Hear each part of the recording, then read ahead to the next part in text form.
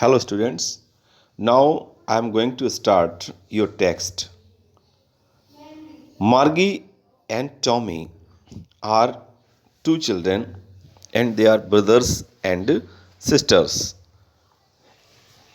In this way, the event is related to 17th May 2157.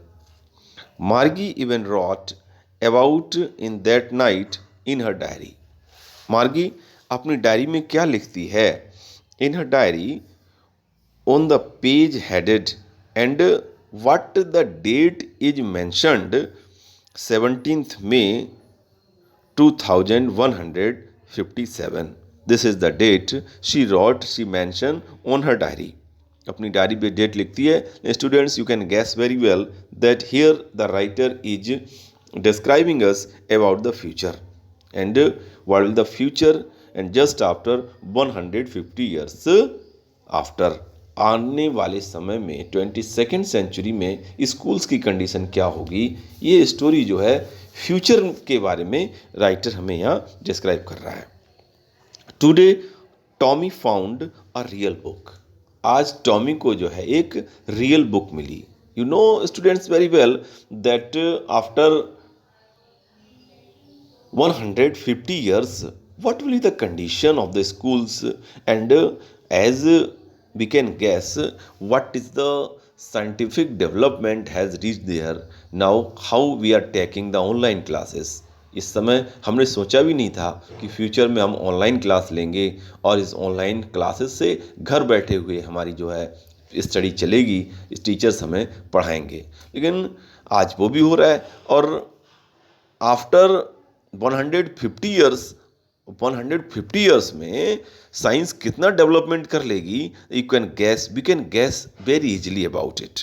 सो जो Margie है वो यहाँ पर एक इवेंट, अपनी डायरी में एक इवेंट मेंशन कर रही है कि आज Tommy found a real book. आज टॉमी को एक रियल बुक मिली. What is the condition of books today as we are reading in the books.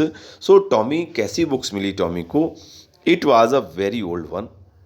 ये बहुत ही पुरानी बुक थी. Margie's grandfather once said that when he was a little boy.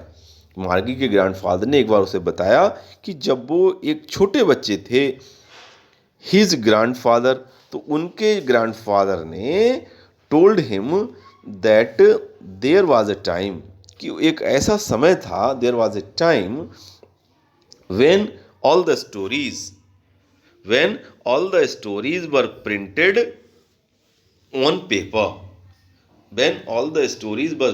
on paper. तो जितनी stories जो थी, जितनी कहानियाँ थी, वो सब पेपर में प्रिंट हुआ करती थी. And the e learning was not possible those days. तो उन दिनों जो है वो ई लर्निंग पॉसिबल नहीं थी. And here students, you can guess very well. बच्चों, ये राइटर जो है हमें आज से जो 150 आफ्टर का वर्ड होगा उस समय की बात कर रहा है. लेकिन the writer is discussing here about the present world में जो कंडीशन है. तो you can guess it is only the imagination of the writer's mind. ये राइटर्स का जो माइंड है उसकी इमेजिनेशन है कि वो क्या कर रहा है यहाँ पर, हाउ ही इज़ फीलिंग, कि फ्यूचर में जो बच्चे आज के बारे में सोचेंगे तो उनकी थिंकिंग क्या होगी. They will talk about the experience of their grandfather and grandmother, what their grandfather and the today the present generation, then the second and third or fourth generation will come in future, and what will they think about the present time. तो वे आज के बारे में क्या सोचेंगे. It is the story based on, and Tommy and Margie are the future generation, related to the future generation which will come after 150 years. आज से 1,500, आज से 150 साल के बाद जो जनरेशन आएगी, वो आज जो प्रेजेंट में जिस टाइप से हम स्कूल रन कर रहे हैं, आज की कंडीशन क्या है उसके बारे में राइटर बता रहा है, और उस समय की कंडीशन क्या होगी उसके बारे में यहाँ बता रहा है. तो मार्गी कहती है कि उसके ग्रैंडफादर ने उसे बताया उस समय ई बुक्स नहीं होती थी. Told that there was a time when all the stories were printed on paper. सभी जो स्टोरीज थी, जो कहानियाँ थी, वो पेपर में प्रिंट हुआ करती थी. दे टर्न द पेज, वो एक के बाद एक पेज टर्न करते थे. विच वर येलो एंड क्रिंकली. वो आज बुक कैसी बिल्कुल रफ हो गई है. इतनी पुरानी बुक जो टॉमी को मिली है वो येलो हो गई है, क्रिंकली हो गई है. And it was and the book was fold. There were the book was fold in many times. And crinkly means with many folds in line or lines. कई लाइंस में, कई फोल्ड्स में स्टोरी थी. ऐसी book उसे आज Tommy को मिली थी. And it was awfully funny to read words. And it was a very funny thing that the writer was reading the words that stood still instead of moving the way they were supposed to. But the words were not a running method, जो running manner में नहीं थे, running mode में नहीं थे. As you found them in the e learning on the screen of your laptop of your mobile, उसमें वो running mode में होते हैं. But in the book the words are always in the form, they are not in the running mode. As a screen, on a screen, जो screen पे होते हैं, you know. And then when they turn back to the page before, एक के बाद एक जब turn back करते हैं हम पेज को, it had the same words on it and it had when they read it the first time.